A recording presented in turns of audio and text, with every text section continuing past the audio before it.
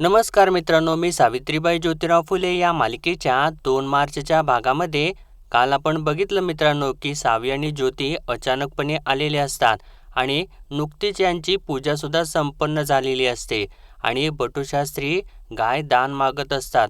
तर तेव्हा ज्योती आता प्रश्न विचारतो, कोणाची ग्रहशांती केलीत तुम्ही? आणि त्यानं असं विचारल्यानंतर सर्वजणच धक्क्याने त्याच्याकडे बघू लागतात आणि तेव्हा बटूशास्त्रींना तर तो कीर्तनाचा क्षण आठवू लागतो, ज्यावेळेस ज्योती म्हणालेला असतो, या बुवांनी कुलकर्ण्यांच्या पायाचं तीर्थ पिऊन दाखवावं, ते सुद्धा हितच. आणि आता ते आठवल्यानंतर बटूशास्त्री म्हणतात, कोणाचे?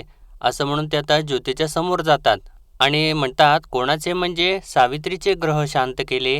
तर ज्योती आता पुढचा प्रश्न विचारतो, पण ते अशांत का होते? पण ही तुमची नायगावरची सत्ता मी मान्य करतो, पण आकाशातही बोललेलं तुमचं मान्य होतं? तर बटूशास्त्री म्हणतात, हो, मी ग्रह शांत केले आणि मुलगी दारात आली. तर ज्योती म्हणतो, पण मी तर वाचलं होतं की हे ग्रह म्हणजे साधारण मातीचे गोळेच असतात. तर बटूशास्त्री म्हणतात, नाही नाही, याच्यामध्ये काही सुद्धा अर्थ नाही. ही पुस्तकं असतात ना, ती नुसती वाचायची आणि नंतर सोडून द्यायची असतात.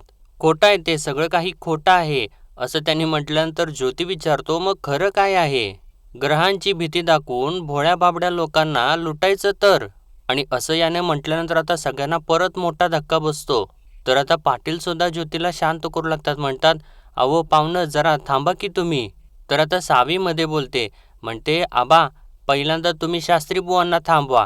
आबा, मी येणारच होते, थोडा वेळ उशीर झाला म्हणून काय लगेच काय पूजा मांडायची का? आणि तुम्ही माझ्या कपिलेला दान द्यायला निघाले होते. आणि आता असं सावी म्हणत असताना पाटील आता शास्त्री बुवांना बोलायचा प्रयत्न करत असतात. तर तेव्हा शास्त्रीबुवा चांगलेच भडकतात आणि म्हणतात, आता कसला शास्त्री आणि कसला सूत? आता तुमच्या कुंडलीत जे लिहिले ना तेच होणार. हे तुमच्या नशिबात असलेले भोग आहेत आणि ते तुम्हाला भोगावेच लागणार. असं ते बोलतात आणि परत वळून ज्योतीकडे रागारागाने बघतात आणि त्यानंतर म्हणतात, चला नारोपंत चला, असं म्हणून आता ते कपिलेला न घेताच तिथून निघून जातात. तर पाटील त्यांना थांबवायचा प्रयत्न करत असतात. म्हणतात, अहो शास्त्री बुवा, ऐका की. अहो मी नाही कुठं म्हटलोय. अहो मी दान द्यायला तयार आहे. अहो शास्त्री बुवा ऐका की, असं ते बोलत असतात. पण शास्त्री बुवा तर तिथून निघूनच जातात आणि ते आता निघून गेल्यानंतर पाटील आता ज्योतीवरती चिडतात आणि म्हणतात, हे काय लावलंय पाहुणा आल्या आल्या, जरा गप बसायचं की. पूजा चालली होती इथं, कशा पाय बोलला त्यासनी? तर आता सावीची आई पाटलांना म्हणते, अहो दोघं पण लांबचा प्रवास करून आल्यात, शिनल्या असतील. आणि त्या दोघांना सुद्धा आतमध्ये चला असं म्हणून ती आतमध्ये घेऊन जाते त्या दोघांना. पण पाटील मात्र रागराग करतच असतात आणि आता त्यांना आतमध्ये ठेवून सावीची आई परत बाहेर येते आणि पाटलांना म्हणते, अहो असं काय बोललात जावई बापूंच्या संगट? तर पाटील म्हणतात, मग कसं बोलायचं? काय गरज होती इथं बोलायची? तिथं माझ्या लेकीला इसीस भाकऱ्या थापायला लागत्यात, वाडा सारवायला लागतोय, लाकडं फोडायला लागत्यात. तिथं काय बोललं नाहीत, बघत बसलं असतील आणि इथं लागल्यात अक्कल पाजळाय. तर सावीची आई आता हळू आवाजात बोलत असेल, पाटील मोठ्यानेच ओरडत असतात आणि सावीची आई म्हणते, अहो जरा दमानं बोला की, ही वेळ नाही. अहो आत्ताच जमून आल्यात ना दोघं. आणि आधी मी बोलते ना सावित्रीशी, तिच्याकडून काय खरं खोटं ते सगळं काढून घेते आणि त्यातनं काय येडंवाकडं झालं असेल तर तिला 4 हिताच्या गोष्टी सांगूयात. तुम्ही जरा शांत राहा की. आणि काय म्हणत्या मी? तर पाटील अजून रागारागातच असतात आणि म्हणतात, वय वय हाय, शांतच आहे मी. तर मित्रांनो, आता इकडं रानूजी धावत धावत आता दादांच्याकडे येतात आणि दादा, अरे ये दादा, असं हाक मारत असतात. तर दादा तर इकडे बाहेरच असतात आणि आप्पा अशी म्हणून त्यांना हाक मारून आपल्याजवळ बोलवून घेतात. तर रानूजी तिथं येतात आणि म्हणतात, अरे दादा, तू इथं पाणी शिंदत बसलायस आणि तिकडे नेवशे पाटलांची मायची हिर कोरडी झाली, घोळ झाला. तर दादा विचारतात, पर काय घोळ झाला? तर तेव्हा रानूजी सांगतात, अरे ते नेवशे पाटील लई चिडल्यात. तर दादा विचारतात, आणि ते कशा पाय? तर रानूजी आता खोटंच बोलू लागतात. म्हणजे यांनीच सगळी काही ती काडी पेटवून आग लावलेली असते आणि ते इकडं उलटच बोलत असतात. अरे त्यांच्या पोरीला म्हण लई त्रास झाला, लई काम पडलं. तर दादा म्हणतात, काम पडलं? तर रानूजी म्हणतात, होय, त्यासने कोणी तर सांगितलं की त्यांच्या पोरीचं लई हाल होत्यात आपल्याकडं. तर दादा विचारतात, पर कसलं हाल? तर रानूजी म्हणतात, अरे सावीला म्हण हळदीच्या अंगानं सारवायला लावलं, चुलीमुरं बशिवलं, भाकऱ्या थापायला लावल्या. तर दादांना काही माहितीच नसतं आणि ते म्हणतात, अरे काय बोलतोस आप्पा? नव्या नवरीला असं कोण करायला सांगतंय का? तर तेव्हा रानूजी म्हणतात, अरे सांगितलं आणि ते पाटलासनी समजलं बी. तर तेव्हा आता दादांना धक्काच बसतो आणि म्हणतात, पाटलासनी समजलं आणि आपल्या घरात घडलेली गोष्ट मला ठाव नाही, पर तिकडं नायगावला पाटलाला ठावं. आणि म्हणतात, कोणी केलं असेल हा चावटपणा, कोण गेला असेल नायगावला. तर आता रानूजी थोडंसं गडबडू लागतात आणि म्हणतात, अरे कोणी का असेना, पण सांगितलं हे खरं. बर त्यात तो पाटील हाय, काढले असेल कुठनं तर खरं खबर. आणि दादा महादबानं तर हे सांगितलं नसेल ना व. तर दादा वेगळ्याच विचारात असतात. म्हणतात, माझ्या सुनेला त्रास होतोय आणि मलाच ठाव नाही. तर रानूजी म्हणतात, अरे दादा समद्याच गोष्टी कानावरती येत नसत्यात. तर दादा म्हणतात, अरे आप्पा खरं खोटं केलं असतं, पण ज्योती आणि सुनबाई नायगावला आहे ती. तर तेव्हा रानूजी म्हणतात, अरे वय, पर त्यात आता त्यो बिघडलेला पाटील. अरे त्याचं टाळकं फिरलं तर ओल्या झाडाला बी आग लावणारा माणूस आहे त्यो. असं म्हणून ते आता दादांना अजून घाबरवतात आणि म्हणतात, आणि आपला ज्योती तिथं एकटाच आहे. तर आता दादा तर खूपच घाबरतात आणि पांडुरंगाचं नाव घेऊ लागतात. पण मित्रांनो, इकडे तर ज्योतीची चांगली बडदास्त चालू असते. सावी आता ज्योतीसाठी छान असं पाणी वगैरे आणून देते आणि सावी उभारलेलीच असते. इतक्यातच मागून सदा येतो आणि सावीच्या डोळ्यावरती हात ठेवतो. तर तेव्हा सावी लगेचच ओळखते सदा आणि मागं वळून बघते आणि सदाला मिठीच मारते आणि दोघं सुद्धा खूप खुश झालेले असतात. इतक्यातच मागून सखा सुद्धा आक्के आक्के करत येतो आणि सावीला मिठी मारतो आणि ते बघितल्यानंतर ज्योती सुद्धा खुश झालेला असतो. तर सावी आता विचारते, कसा तुम्ही बरा आहात ना. तर तेव्हा सदानी सखा सावीला म्हणतात, आक्के तू अगोदर बस बरं. असं म्हणून तिला बसवतात आणि तिच्यासमोर खाली बसतात आणि सदा म्हणतो, आक्के मला करमलं नाही ग. तर तेव्हा सखा सुद्धा म्हणतो, मला बी करमलं नाही आणि तुला ग आक्के. तर तेव्हा सावी त्या दोघांच्या गालाला हात लावते आणि म्हणते, मला बी नाही करमलं र. तर तेव्हा सदा विचारतो, पर आक्के कसं आहे ग तुझं पुणं. तर तेव्हा सावी सांगते, लई मोठं हाय. तर सदा विचारतो, पण आक्के एवढ्या दिवसानं आलीस, पर आमच्यासाठी काय आणलंस का नाही. तर तेव्हा सावीने त्यांच्यासाठी काही आणलेलंच नसतं, पण ती आता आता म्हणू लागते, तुमच्यासाठी तुमच्यासाठी असं ती म्हणत असताना ज्योतीकडेच बघत असते. तर तेव्हा तर ज्योती एकदमच उठून उभा राहतो आणि त्या दोघांना म्हणतो, तुमच्यासाठी तुमच्यासाठी काय नाही, पण तुमच्या लाडकीसाठी काहीतरी आणले तुमच्या अक्कानं. आणि तो घुंगरपट्टा आपल्या हातात घेतो आणि म्हणतो, तुमच्या कपिलेसाठी घुंगरपट्टा आणलाय म्या. तर सदा म्हणतो, आके आम्ही कपिलेला घुंगरमाळ घालून येतो. तर तेव्हा सावी म्हणते, वय पर कपिला गोट्यात तर नाही ना. तर तेव्हा सदा म्हणतो, वय आम्ही सकाळीच तिला रानात सोडलंय. असं म्हणून आता हे दोघे सुद्धा तिथून पळत पळत निघून जातात. तर तेव्हा आता ज्योती म्हणतो, चला कोण नाही तर कपिला तर खुश होईल माझ्यावर. तर तेव्हा सावी चक्क ज्योतीसमोर हातच जोडते आणि त्याची माफी मागत असते. तर तेव्हा ज्योती पुढे येतो आणि तिचा हात खाली घेतो आणि तिला विचारतो, अगं पण तू का हात जोडतेस. तर सावी म्हणते, अव आपल्यात जो आबुला आहे तो आबासने कळू देऊ नका. तर तेव्हा ज्योती विचारतो, म्हणजे काय. तर सावी म्हणते, म्हणजे पुण्यात आपल्यात जो आबुला होता तो आबासने कळू देऊ नका, नाहीतर त्यांना लई वाईट वाटल. आणि असं या दोघांच्या मधलं बोलणं चालू असतं. तर इकडे मित्रांनो आता पाटील अजूनसुद्धा रागारागात एकटेच उभे असतात. तर तेव्हा अक्का आणि सावीची आई तिथं येतात. तर सावीची आई अक्काला म्हणत असते, आता काय करावं या माणसाचं, एवढी सोन्यासारखी लेक आणि जावई घरी आल्यात, तर याला काय कौतिकच नाही, नुसतं रागराग करत्यात. तर अक्का म्हणते, तुला सांगते मी, त्याच्या कानावरती काय बाय पडलेला असणार म्हणूनच तो रागराग करतोय. तर सावीची आई म्हणते, वय पर आपण बी नरमाईनं घ्यायला पाहिजे नव का, आणि तुम्ही जरा बोलून बघा ना. आणि असं तिनं म्हटल्यानंतर अक्का आता पाटलांना म्हणते, अरे खंडूजी, नेवशे पाटलांना कसला देखना जावई मिळालाय. दारात बैलगाडी आली तशी समधी माणसं टकामका टकामका बघायला लागली. काय राजबिंडा जावई आहे, काय त्याचं ते रूप. माझ्या सावीला तर देखना नवरा मिळालाय वय. तर तेव्हा पाटील म्हणतात, वय का, मग एक काम कर अक्का, लेपन लाव आणि कणगीत ठेव तुझ्या जावयाला. तर अक्का आता आतमध्ये येते आणि पाटलांना समजावून सांगू लागते. म्हणते, अरे खंडूजी, असं करायचं नसते रे बाबा. हे बघ, तुझ्या डोसक्यात जो काय राग आहे की नाही तो जरा शांत कर की. अरे जावाई आहे आपला तो, असं वागायचं नसतंय. तर पाटील म्हणतात, अक्का जे पटत नाही ते पटत नाही. तुला माहीत आहे मी सोक्षमोक्ष लावणारा माणूस आहे. उगेच वावगं खपवून घ्यायचं आणि गुळगुळ बोलायचं हे मला पटत नाही.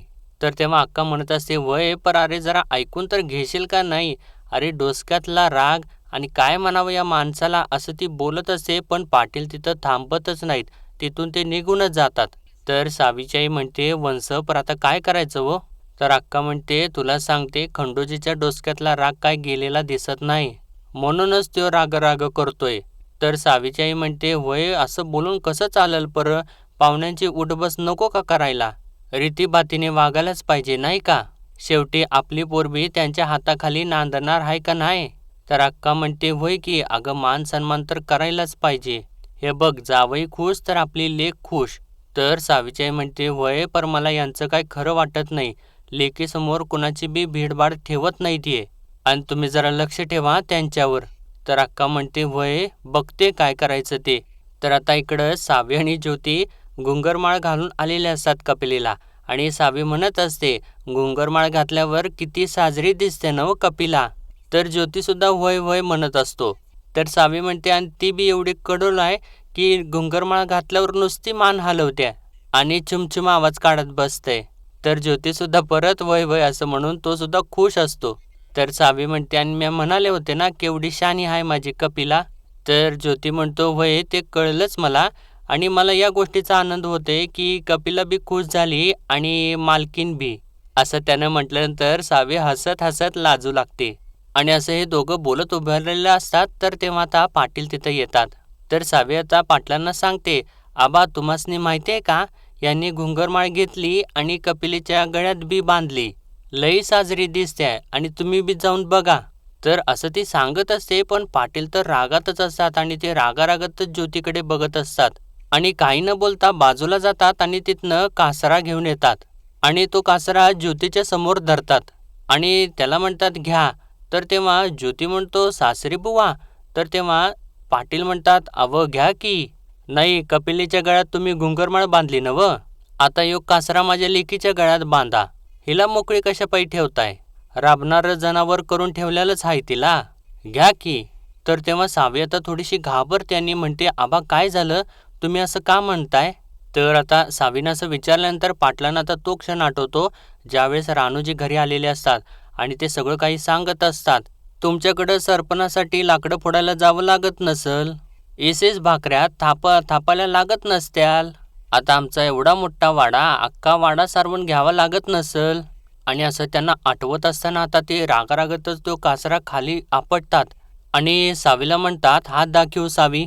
तर तेव्हा आता सावी हात दाखव म्हटल्यानंतर ती घाबरूच लागते. तर पाटील परत म्हणतात, सावी तुझा हात दाखव मला. तर सावी घाबरत असते, पण ज्योतीला मात्र काही कळतच नसतं की पाटील असं का बोलतायत ते.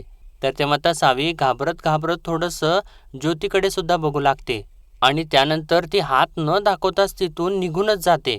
आणि ती निघून जात असताना पाटील आता म्हणतात, थांब सावी.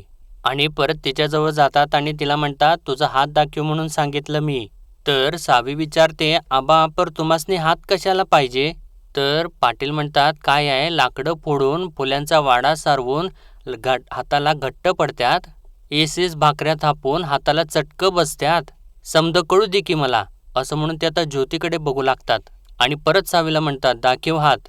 तर तेव्हा सावी म्हणते, आबा पर तुम्ही काय बोलताय? तर तेव्हा पाटील म्हणतात, तेच बोलतोय सावी जे पाहुण्याला ऐकायला येतंय. माझ्या पोरीच्या कवळ्या हातावर सासरच्या जाचाची कशी नक्षी उमटल्या मला बी बघू दे. आणि असं पाटील म्हणत असताना इकडे ज्योतीला तर खूप मोठा धक्का बसत असतो, कारण त्याला तर काहीच माहिती नसतं.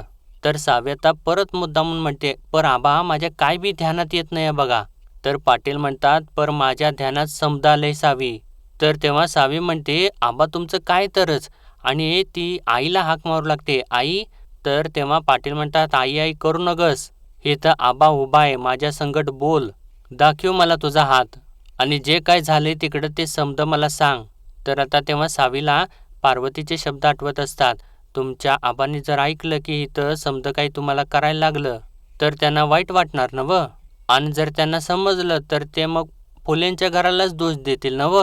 आणि तिला हे सगळं काही आठवल्यानंतर ती आता मनातल्या मनात म्हणते, पर हे सगळं काही आबांना कसं काय समजलं, कुणी सांगितलं, आणि जर आपण खरं बोललो तर, असा सगळा काही ती विचार करत असते.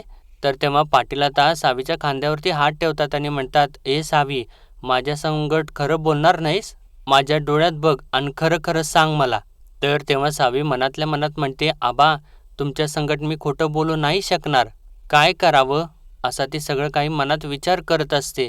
आणि एकदम म्हणते, आबा पर आईला कोरडा शिदा द्यायचा राहिलाच, मी आलेच असं म्हणून ती तिथून निघूनच जाते. तर त्यानंतर आता पाटील सावी निघून गेल्यानंतर ज्योतीच्या समोर परत जातात आणि तेव्हा ज्योती विचारतो, काय झालं सासरे बुवा? तर तेव्हा पाटील म्हणतात, काय झालं, तिथं घरातच असताय ना व का बाहेर जाताय, दिसत नाही वय काय होतंय ते. तर तेव्हा ज्योती सांगत असतो, सासरी बुवा म्या असं तो म्हणत असतो. तर तेव्हा पाटील गप्प बसा असं म्हणून त्याच्या तोंडासमोर हात करतात आणि म्हणतात, माझी सावी आत्ता इथून पळून गेली, हे तर बघितलं ना व, ती का गेली माहीत आहे, कारण तिला खरं सांगता येणार नाही आणि माझ्यामोरं ती खोटं बोलू शकत नाही, म्हणून मग कोरड्या शिद्याचा बहाणा केला आणि पळाली. तुम्ही जाणताय म्हणून तुम्ही मला माझी पोर दिली, म्या सांगितलं होतं सांभाळा आणि हे सांभाळताय वय, अव काळीज आहे माझं ते आणि तुम्ही असं वागताय, असं ते सगळं काही बोलतात आणि तिथून निघून जातात. पण ज्योतीला मात्र त्यातलं काहीच माहिती नसतं, त्यामुळे त्याला आश्चर्यच वाटत असतं की सासरीबुवा असं का बोलतायत. तर त्यानंतर आता पाटील आतमध्ये येतात. तर सावीची आई म्हणते, शिदा पाठवलाय कोरडा, बायकासनी बोलवून बुती पाडायला पाहिजे, जावई बापू आल्यात तर त्यांचा मानपान करायला पाहिजे नव का, असं ती सगळं काही बोलत असते. पण पाटलांचं तिच्याकडे लक्षच नसतं आणि ते येऊन आपलं रागारागातच बसलेले असतात. तर सावीच्याई पुढं म्हणते, त्यांच्या मनासारखं कापड चोपड, त्याच्यानंतर साजेसा फेटा, असं ती बोलत असताना आता तिचं लक्ष पाटलांच्याकडे जातं आणि ती त्यांच्यासमोर येते आणि म्हणते, अव तुमच्याशी बोलते मी, लक्ष कुठं आहे तुमचं, काय म्हणते मी, अव असं काय करताय, लेक आणि जावई बापू लग्नानंतर पहिल्यांदा घरी आल्यात आपल्या, त्यांच्याशी सवनं वागायला नको का. आणि आता तिला भीती वाटते आणि ती विचारते, अव तुम्ही काय उलटसुलट प्रश्न विचारले नाहीत ना व त्यांना. तर पाटील रागातच असतात आणि म्हणतात, मग काय विचारायला नको. तर सावीची आई म्हणते, अव असं काय करताय, अव जावई बापू आहेत ते, त्यांचा अनमान नको करायला नाही का. तर पाटील म्हणतात, सावीला बघितली का, अशी होती का माझी लेक, असं सुकलेली होती का, डोळं बघितलं का लक्ष्मी तिचं, कोमेजल्या डोळं, चाप्याच्या फुलावानी टवटवीत सोन्यासारखी लकाकणारी पोरगी पाठवल्या मी आणि ती अशी आल्या काटाहून, नजर चोरून निघून गेली माझ्या पुढनं. तर सावीची आई म्हणते, व्हय मला बी कळतंय, पर तुम्ही जरा दमानं घ्या, ऐका. तर पाटील म्हणतात, लक्ष्मी पहिल्यांदा माझी लेक माझी नजर टाळून गेली, काय घडलं असेल तिथं, याचा अर्थ रानूजी फुल्यानं जे काही सांगितलं ते खरं होतं आणि आता एक गोष्ट पक्की झाली, मी काय माझ्या लेकीला परत पुण्याला पाठवत नसतो. तर तेव्हा सावीची आई सुद्धा म्हणते, राहिलं नका धाडू, पर एकदा खरं खोटं काय ते विचारा की. आणि म्हणते, सावीनं काय सांगितलंय का तुम्हासनी. तर पाटील अजून चिडतात आणि म्हणतात, तिनं कशाला काय सांगायला पाहिजे, तिच्या नजरेवरनं कळतंय मला, जात झालाय लक्ष्मी तिला, जात झालाय. तर सावीची आई म्हणते, अव पर उगच स्वतःवरनं स्वर्ग नका गाठू आणि जरा येळ द्या बरं का, जरा दमानं घ्या. तर पाटील म्हणतात, तुम्हासनी माहिती आहे सावीची आई, एक गाव दोन तुकडं करणारा माणूस आहे मी, सोक्षमोक्ष लावणार मी याचा. तर इकडे ज्योतीसुद्धा अगदी तेच वाक्य सावीला म्हणतो, सोक्षमोक्ष तर लावायलाच हवा. तर तेव्हा आता सावी तर दचकूनच ज्योतीकडे बघते. तर ज्योती विचारतो, काय ग एवढं दचकायला काय झालं. तर सावी म्हणते, काय नाही, पर तुम्ही कसला सोक्षमोक्ष लावताय. तर ज्योती म्हणतो, सासरीबुवा असं का वागताय, त्याचा सोक्षमोक्ष लावायचा आहे, कारण ते एवढे मायाळू आहेत, पण त्यांचा आवाज आता बदललाय, त्यांच्या नजरेत आदर नाही, संशय हाय, ते नाराज आहेत का. तर सावी म्हणते, अव ते काय नाही, त्यांचा गैरसमज झाला. तर ज्योती म्हणतो, गैरसमज झाला असेल तर तो दूर केला पाहिजे, तू काय ते मला खरं सांग, म्या तुझ्या सोबत आहे. तर सावी म्हणत असते, काय नाही वो. तर ज्योती म्हणतो, माझ्यापासनं काय बी लपवू नकोस, सांग सावित्री, कारण आता मला हे सहन होत नाहीये. ते शास्त्रीबुवांना आणून पूजा काय घातली, कपिलेला दान देऊन तुझी ग्रहशांती करायची काय चाललेली होती, याचा अर्थ माहितीये का तुला. तर सावी विचारते, काय. तर तेव्हा ज्योती म्हणतो, याचा अर्थ तू दुःखात आहेस किंवा सासर वाईट भेटलंय, कारण नुकतंच आपलं लगीन झालंय, आपण पुण्यात ते नायगावात, आपला काहीसुद्धा निरोप नाहीये, मग सासरे बुवात एवढा बदल कसा काय झाला. तर तेव्हा सावीसुद्धा म्हणते, बघा की हो.